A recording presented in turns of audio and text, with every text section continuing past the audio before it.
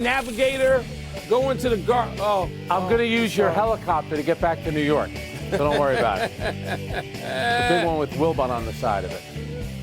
Welcome to PTI. Tony is load managing himself. So taking his minutes today is our great friend from the starting lineup on Sirius XM Radio, Mr. Frank Isola. Yeah. They wanted me here. These guys wanted me here. That's a pretty good welcome. That sounded like the world's most famous arena. We begin today with the Thunder evening things with the Spurs in the Western Conference Finals. Isaiah Hartenstein's grabby defense helped limit Victor Wembanyama. The Thunder bench delivered, and Shai Gilgeous-Alexander bounced back from his Game 1 struggles with 30 and 9. Meanwhile, Jalen Williams and Dylan Harper both left the game with injuries. Frank, what did you make of what the Thunder did and how they did it? Yeah, the most recent report on Jalen Williams day-to-day, we still don't know about Dylan Harper just yet. What the Thunder did and the way they did it, I think you thought this would happen. I thought it would happen. We thought SGA would get more aggressive, more involved in the game early, Mike, and that's exactly what happened. Plus, they needed to do something with Victor Wembanyama. And putting Alex Caruso on him, who's a foot short, I know he's going to compete, but I thought it was smart. A lot more Isaiah Hartenstein. And to your point, you mentioned the pulling and the grab. He even pulled Stephon Castle's hair at one point. There was a toughness to the Oklahoma City. I know it drives people crazy, but I think they got back to the way that they play. They're very aggressive on the perimeter. There's a little flopping involved. That was Oklahoma City basketball led by the MVP, SGA. No doubt, Frank. And look, the game's going to be called differently with the action moving to San Antonio. Yep. But last night, down 1-0 and playing at home in Oklahoma City, that's how the Thunder had to play. That's right. That's how they got to play Victor Wembanyama. Look, dealing with Wemby, we're going to go back and we're going to make references to how people used to defend Shaquille O'Neal and how they've dealt with all the big, great centers. And obviously Wemby gives center like new definition. But you still got to do some things because he is otherworldly. Hartenstein did that. He'll be called for 5 fouls in the first quarter in San Antonio if he tries it down there. Yep. But this game was in Oklahoma City. But I think, so that was half the equation that was necessary for OKC to even this. And the other half was obviously SGA. I mean, he had to be the MVP. I don't want to hear about letting the action come to him and all the things that he normally successfully does. He knew he had to force it last night, and that he did. He got to his spots aggressively, right? And so that was an impactful performance, an impactful 30 points. And I thought those two elements, Frank, had to exist for OKC to come out of this. I don't know what you do without Dylan Harper. I will say this. Caruso, McCain, Mitchell, and Wallace make it a little easier for Oklahoma City to operate without J-Dub because they got a depth that San Antonio doesn't have, particularly if De'Aaron Fox is not there. So San Antonio could be in some trouble with those guards both out if they are. Yeah, you mentioned the bench points, 57 to 35 for Oklahoma City. Caruso, again, was outstanding. And SGA, this is what the great players do. You can't go down 0-2. You can't lose the first two games. Doesn't mean you can't win the series. But he knew the importance of that game, and he delivered. But you're right, though, about Dylan Harper, who has been great. I love how poised he is when he plays. And if you take him out of the equation and you take Fox out of the equation, guys that handle the ball, and I love Stephon Castle. How the heck he went fourth in the draft, I still have no idea. What a player he is. How about the dunk he had last night? But, Mike, as good as he is, and he's going to be a star, he has 20 turnovers in 2 games. 11 in game 1 and 9 last night. That you can't have be the primary ball handler. No, he can't be, Frank. And so they got to do. I think Vassell can do some of that. Yeah, but they're going to have to figure that out because those. Look, OKC wants to have those live ball turnovers that they convert into, rushes, odd man rushes the other way as if we're on the ice. And so that's going to be something we really got to watch before the action moves to San Antonio. And, Mike, if you're Mitch Johnson, don't you have to throw it out there at some point? We went back and watched the film, and there were several times when Isaiah Hartenstein should have been called for a foul. I think you're 100% right. You know he sent those clips to the league office. You know he did. Hartenstein better watch himself the first couple of minutes of Game 3. No question about it. All right, let's move now to the Eastern Conference Finals. All right, Mike, you were at Madison Square Garden for the Cavaliers' epic 22-point Game 1 collapse against the Knicks on Tuesday. The Cavs had no answers for Jalen Brunson's attacks on James Harden, nor could they revive their flatlining offense. You'll be there again for Game 2 tonight, seated between probably Spike Lee and Timothy Chalamet. So how do you assess the Cavs' chances of evening this series? So, Frank, you know what it's like being here after a big Knicks game, particularly a controversial one. And everybody, of course, has already come up with their theories on what's going to happen. And most people have the Knicks winning in a blowout, and that's my inclination is to feel that way. Cleveland has been, I hate to use the word resilient, but they have been. They were in both their first two series, Toronto and Detroit. But they better come out quick. They better not fall way behind because the Knicks will blow them out like they started some of those games late in the Atlanta series, right? Yep. They're going to have to get Donovan Mitchell going and let Donovan Mitchell hunt Jalen Brunson. Turn that around because Donovan Mitchell was like a decoy. What was he doing late? He scores 29 points in game one, but none in the last 8.5 minutes, and he's walking down the right side of the court. We all thought he was injured, Frank. Yeah. That's not Donovan Mitchell. I know people say, wait a minute, he's gotten tired late in games. He's run down late in some playoff games before. He's also had 50s. So to me, that's a critical thing. Donovan Mitchell early, often, and make Jalen Brunson do something besides beat you to death late in games being clutch. Yeah, I'm having a tough time figuring out the Cavs because, first round, they go to a Game 7. Jared Allen plays out of his mind. They lose. They end up losing 5 straight road playoff gagames. Then they beat Detroit in Game 5, and you're thinking, all right, Cleveland has it figured out. They lose Game 6, and then they blow them out in Game 7. And now here they are with a 22-point lead in Game 1, and it's Jalen Brunson attacking James Harden. This is what I understand from their standpoint.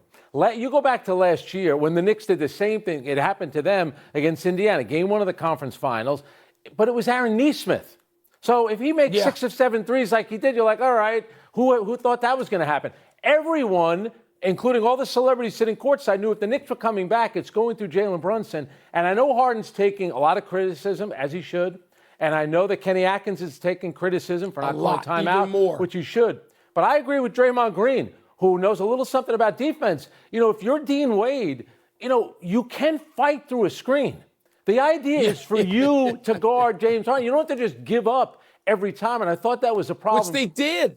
They just gave up the sight of a screen like they were in high school. And Mike, something else about that, and you know how it works with these crazy comebacks. It takes 2 to tango, right? How about the missed free throws by the Cavs? And, in Game 7 against Detroit, they were 28 of 44 from the free throw line.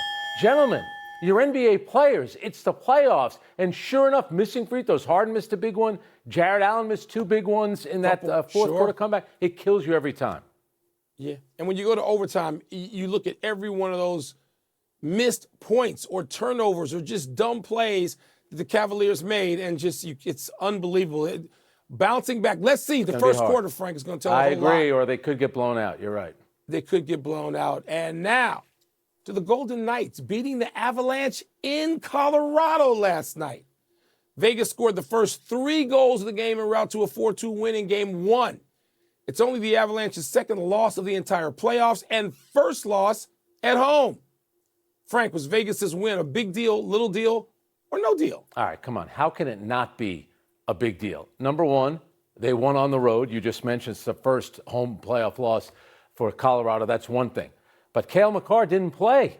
You're talking about one of the top players in the league. This is a guy that out of a possible 90 playoff games, last night he missed one. He's played in 88 of a possible 90 playoff games.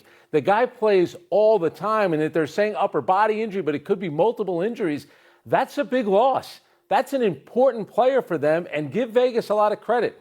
They shut him out long enough for Dylan Coughlin to get that goal to give Vegas the lead. And I thought whoever scored first, and I understand how the hockey works, deflections, it could be crazy goals, but the game had that kind of feel to it. So I give Vegas a lot of credit for getting that Game 1 win. It's a game you have when the other teams, well, technically, if you want to call him the second best player next to McKinnon, when a player like that is missing, that's your chance. Vegas took their chance last night, and they're up 1-0. Yeah, I agree with you, Frank. It's a big deal. And Kevin Weeks, of course, former goaltender and star analyst now, broadcast analyst, he earlier today compared Makar not being there to Brian Leach of the great Rangers teams being absent and all that means. And you have this hole in your team, your second best player. And, maybe, arguably, the best, or certainly one of the best players at his position in the league. Yeah. That's a big deal just to beat the Avalanche at all right? Yep. And, of course, Carter Hart had, 36 saves? So he had this huge game. It was interesting being here with those guys. I mentioned Weeks, and PK Subban has been here as well. And he talked about he picked Vegas to beat Colorado for one primary reason: goaltending and defense, and Torts' ability to get his team to sort of just mug it up in the middle of the ice and make it difficult for Colorado to do what they've done in the previous series. So far, so good, at least in game one. Let's take a break. I thought you were going to say because Tortorella looks like my older brother. I thought that's the reason. Does he really? Vegas. Is that true? A little bit. Your brother's so No, I'm saying no. Cool. If he was my older brother, he would look like me. We're taking a break. Coming up, Shohei got it done at the plate and on the mound last night. What's the word for his performance? Plus, how best to describe the Canadiens' chances against the unbeaten Carolina Hurricanes. That was a good game last night. Canadiens, l'habitant. They've been really Time to show off some exemplary vocabulary. What's first? Last night's performance from Shohei Ohtani was blank. Man, Shohei, the first hitter in the game, goes yard right away, Frank. Just goes out. Yep. And, of course, he's pitching. And he passes Bob Gibson for the 7th time that Shohei has homered in a scoreless start. Bob Gibson, the great Bob Gibson, had done it 6 times. Of course, Gibson probably did it with 6 complete game shutouts. But nevertheless, Shohei did this, and my word is flexing, because only he does this now. We can't even say Ruthian, because Ruth never led off these games. Nope. Shohei is leading off game. He can lead off, hit it out, come out, and shut you down. And now he's on some other list with Koufax in terms of the start of the season, the ERA. Fernando. Flexing. Yeah. My word is superstar stuff. And the reason I say that is because Dodgers reliever Kyle Hurt, that's what he said before the game. He said, I think we're going to see some superstar stuff from Shohei. And to your point, he leads off the game with a home run in a game he's pitching in. That's only happened once before. Shohei did it in the playoffs in 2025, and then he does it for the first time for any pitcher in a regular season game. Then he retires the first 9 batters he faces. In the 5th inning, he's tiring a little bit, bases loaded, 1 out, and on his 88th and final pitch, he gets Fernando Tatis Jr. to ground into a double play. The guy is unbelievable. You realize that his ERA is 0.73, and then in his last seven games that he's played in, he's 13 of 27. So the way that we talk about, like when we're seeing Wembanyama, it's like something we've never seen. Yep. With this guy, I don't know if we appreciate it enough. I know we talk about it a lot on this show, as we rightfully should, but I think sometimes it's becoming so commonplace. It's ridiculous what this guy's doing on pitching and hitting. Throw in Lamine Yamal, and you got the 3 people worldwide that think you want to see, right? That's flexing. Look at Mike throwing out a Spanish player from Barcelona. Impressive. What's next? The Canadiens have a blank chance of beating the Hurricanes in the Eastern Conference Final. So, Frank, first of all, no Canadian team has won a Stanley Cup since 1993. Hard to believe. Montreal did it. It's been long enough, right? So, but I'm going to still say that Montreal's got a villain's chance. They just spoiled it Buffalo. They were just villainous to Buffalo, which goodness knows has been on the wrong end of too many of these things. The Bills and now the Sabres. They just beat the Sabres in Game 7 in Buffalo. But here's the deal. Carolina is having a historic start. It's the first time in the modern Stanley Cup playoff structure that a team has swept the first 2 rounds, and now they've been off 11 days. Nobody's off that long. Yeah. They've been off 11 days. Everything sets up for them. It's like they got magic dust going. And here comes Montreal off a 7-game victory, being a villain in Buffalo, a villain's chance for the Canadiens. Yeah, that 11 days, that's the longest break in the playoffs since 1919. That's been a while. My word is fighter's chance. I don't mean in the traditional hockey sense of fighting. This team, which is one of the youngest teams in the NHL, has shown a lot of fight. They go Game 7 against Tampa Bay. They only have 9 shots on goal and they win. Then, of course, you mentioned Buffalo. They got outplayed in that game but they win in overtime. Here's something else to keep in mind about this Canadian team. They've played Carolina 3 times during the regular season. They beat them all 3 times. So while Carolina's only given up 10 goals in the 8 games, which is ridiculous, in those 3 wins that the Canadiens had over the Hurricanes, they outscored them 15-8. So the Canadiens may have a little bit of an edge. Plus, it's Mike, they've played 11 games, the Canadiens have, since April 26th. And here you have Carolina not even playing for 11 days. Rust. Well, and Carolina, the number 1 seed in the East, but still, I mean, we've seen number 1 seeds, particularly in the NHL, get taken out. That's the final word. Let's take one last break, but still to come, another low moment in a bad week for Pete Crow Armstrong and my Cubbies. And is the Fever suddenly load managing Caitlin Clark? Oh, say it ain't so. That's a 4-letter word. See, there's no tanking in the WNBA. No. We don't have to worry about tanking. Low. Time to get happy, people. Happy 66th birthday, Kent Herbeck, a beloved player in Twins history and a staple of the franchise's 2 World Series titles. While Herbeck was known for his bat, it was his gamesmanship on defense in the 1991 World Series against the Braves that resulted in his most memorable play. Ron Gant of the Braves had rounded first on a single when a throw behind him sent Gant back to the bag. Herbeck lifted Gant's leg off the base while tagging him, and Gant was called out, ending the inning. No replay review, of course, at that time, nearly 40 years ago. The Twins went on to win that game by 1 run and the series in 7. Gant recently blamed himself for the play, saying he should have slid into the bag. Yes, he should have. I actually covered that series, Mike. I was 14. I was a child prodigy back then. You remember Game 6, the Kirby Puckett home run, the famous Jack Buck call. We'll see you tomorrow night. Then, of course, Game 7. For me, that's one of the best individual performances I've ever seen. Jack Morris, 10 scoreless innings. And Gene Larkin, Columbia University's own. He drove in the winning run for the Kirby Twins. Puckett retired Doc Rivers and Michael Wilbon from baseball. Really? Retired at like 13 years old. Yeah, that tops my story. Happy anniversary, Ralph Sampson. On this day 40 years ago, with 1 second on the clock, Ralph redirected Rodney McCray's inbounds pass over Kareem and into the basket to win the Western Conference Final over the heavily favored Lakers. This was the apex of the Rockets' Twin Towers teams with Sampson and Hakeem Olajuwon. The Rockets would go on to lose to the Celtics in those finals, and the franchise traded Ralph to the Warriors 2 seasons later. In many ways, Sampson would be tailor-made for today's game that allows big men, talented ones, to do whatever they wanted to do end to end. All right, let me see if I can get you on this one. I spoke to Ralph Sampson 2 weeks ago, and that's exactly what he said. He was talking about Victor Wembanyama, Chet Holmgren. He would have loved to have played in this year. We could be on the perimeter, sometimes go inside. Absolutely. Known Ralph forever and talked to him all the time. Love him, Frank. Love Ralph Sampson. I can't beat this guy. It's Happy trails to all 3 games against the Brewers for my Cubs.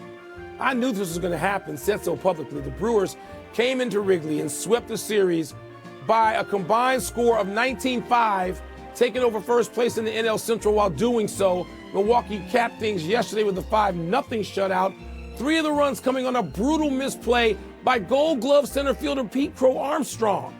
This comes 1 day after PCA dropped a fly ball and just days after he was fined for shouting vulgarities at a heckling White Sox fan, for which he had to apologize. Not very PC by PCA. I think I'll get you on this one. The Brewers have won 16 of their last 21. I know you cannot top that. So there you go. No, we could top it. We'd won 18 to 21 previously, but we're in a tailspin now, and I'm terrified. Go Brew Crew. Happy trails to playing in last night's game for Caitlin Clark. The Fever held Clark out of the team's easy win over Portland with what it called a back injury. But Clark hadn't been on the injury report prior to doing so, and head coach Stephanie White denied Clark is hurt, calling it soreness, and also denied that Clark's absence was due to load management. The WNBA has fined teams in the past for failing to list injured players on injury reports. All right, she's listed as probable for tomorrow, but Mike, there were reports coming out. This was part of a strategic injury management plan, and then 90 minutes before the game, where people are buying tickets to see her play, they announce that she's not playing. We're running out of show. We got to jump to the big finish, Frank.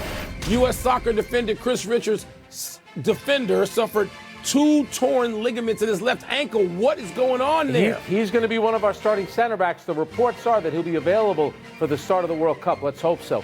39-year-old Sidney Crosby tells The Athletic that he wants to play as many years as possible. Your thoughts? There's too much money involved in sports now for anybody to retire. The Sabres and head coach Lindy Ruff agreed to a 2-year extension. It makes sense, doesn't it? Absolutely. He had a great year. Batters have a collective .241 average heading into today's games. Is that a cause for concern? It's the lowest since they lowered the mound in '68. I mean, nobody hits for average. Last one, Rays sweep of the O's, Sox sweep of the Royals, Diamondbacks sweep of the Giants. What's the biggest deal? Probably a bigger deal. The Giants are 20-30. By the way, the Rays 33-15. Not bad. We're out of time. Thanks for watching. I'm Frank Isola. And I'm Mike Wilbon. Same time tomorrow, knuckleheads. It's a big ball and puck night. And now, your sports. I'll see you at the Garden.